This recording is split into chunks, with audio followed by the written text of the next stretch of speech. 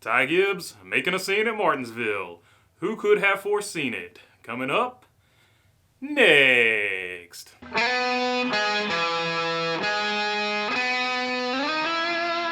What is going on, everybody? If you're not subscribed, hopefully today is the day I will earn that subscription, and happy Saturday to you, by the way.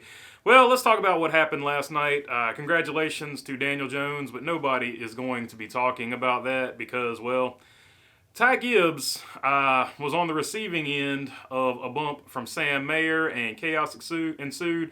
Let's hear what Sam Mayer had to say about it, then I'm going to break it down real quick. I just put the bumper to him for $100,000, and he got upset about it, but he's been doing that to everyone else for every week so far, so I don't understand how it can be that one-sided. Were you telling him to take his helmet off? That's what it kind of looked like on the video. Yeah, it's kind of funny because he walked up to me. I had my helmet off already, and he kept his helmet on. So obviously he was scared about something, or he had it in his mind to throw a punch the whole time. So that's on him, not me. I'll talk to him if he wants to, but I'm fine. I couldn't care less. I'm going to move on and race everybody just as hard because that's what the Xfinity Series is all about. So I'm going to go out there, do my best, and he can do whatever he wants. And at the end of the day, anyone can do whatever they want to him because he's put himself in that reputation, so it doesn't matter. All right, as you can see from that clip, he brought up the three things that most people on social media have been talking about. He left the helmet on. And he actually brought up a good point that I hadn't thought about. He left the helmet on because he knew going in there that he would swing and throw that blow. So I hadn't thought about that, but it does make sense because in Ty Gibbs' interview, he was like, I wasn't mad until he, got in my face. Well, you bumped him on the cool-down lap, then you bumped him on pit road, and then you got out of the car and got in his face as well. So I'm not buying the I wasn't mad until nonsense. So I feel like it was premeditated at this point because he left the helmet on, he threw punches, and whether it was premeditated or not, if you're going to engage in that type of activity, you got to take the helmet off if you're going to get any level of respect. I don't know if he even cares about getting any level of respect at this point. His best move might to be go full heel, as some people have mentioned. So that was the first thing he did wrong. And just so we can be clear on this, everything he did from the moment he got moved out of the way until he threw the punches, he did everything you could possibly do wrong. The second part of this is he is a hypocrite. You heard Sam Mayer mention in that video, he's been doing that to people every weekend, so he has brought this persona upon himself. People are going to use him up now because he has been bumping and moving people out of the way, and he can't be getting this emotionally invested in it if he is going to bump people too. If you're going to give it, you have to be able to take it, and that is the biggest issue I probably have with this. I don't care that people move people out of the way. Like I've said before, I pulled for Dale Earnhardt. But I never once saw Dale Earnhardt get out of the car and throw punches and have an absolute temper tantrum, because this is what it looked like to me. It looked like a small kid who got his toy taken away in the sandbox throwing a temper tantrum. That's 100% what it looked like to me. So I don't know. This was just a really bad look for Ty Gibbs. Like I said, he literally did everything wrong you could do wrong. So let's get to the third point I wanted to make. The third and final point I wanted to make about this is he needs to surround himself with a better group of people. The people he has surrounded himself with are not giving him the best advice. If you've bumped people out of the way numerous times this season, there needs to be somebody in your ear telling you, hey, you're going to get it back. This is a short track. You're probably going to get it back here. When you get spun, don't lose your mind. Somebody in that camp needed to tell him that. And the fact that he doesn't have any people around him to tell him things like that, they just need somebody in there who is going to be absolutely real.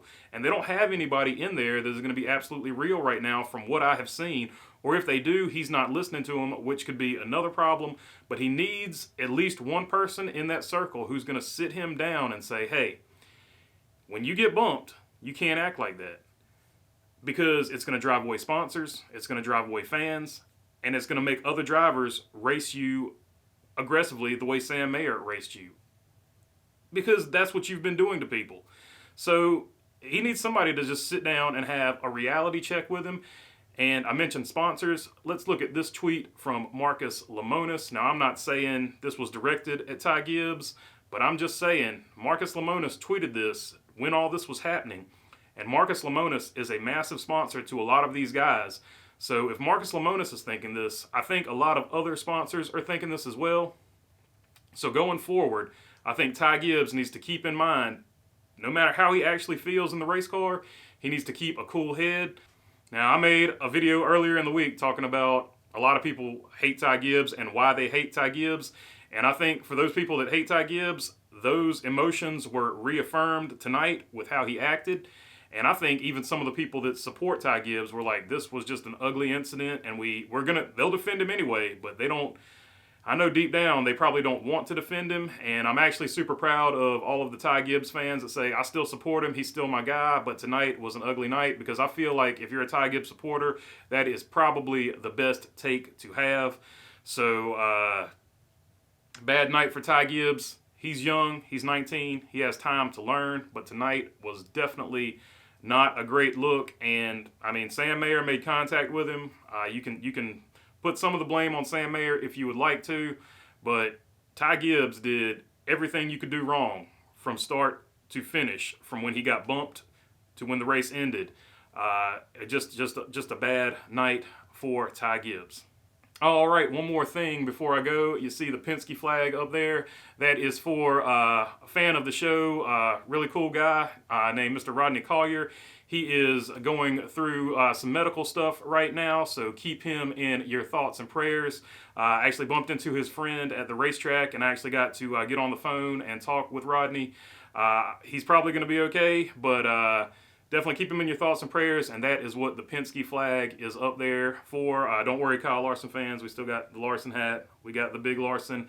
We got the mini Larson, and we've got the Larson diecast right here. So there's still plenty of Kyle Larson to be represented. So don't worry. I'm not abandoning Kyle Larson, but that is a shout out to Rodney, and I think I'm going to leave that up there for a while because just looks cool. Breaks it up a little bit. All right, that is all I've got for you today. If you like the content, feel free to subscribe down below. If you got a comment, leave it down in the comment section. I'll be at Martinsville, but I'll get to them as soon as I can. And other than that, thanks for your time. Peace.